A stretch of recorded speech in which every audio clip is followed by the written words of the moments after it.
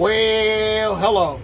Here's a quick video. I'm giving my worm bin, my Europeans, a bigger house because I'm gonna have a lot more food scraps to feed to them. So what I did, this is the smaller container, this bin. It's a 10-gallon. I upgraded to another 18-gallon.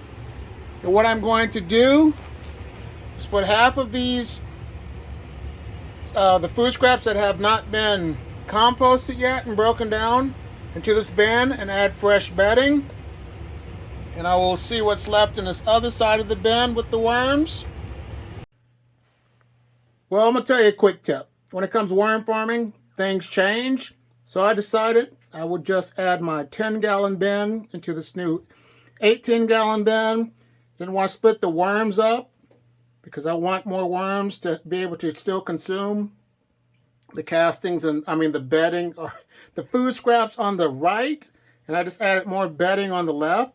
But my new bins, once again, I do not put two bins together. I don't drill holes on the bottom anymore. I just run them like this. It's one bin, so I don't have to worry about my worms escaping and liquid leaking out of the bottom.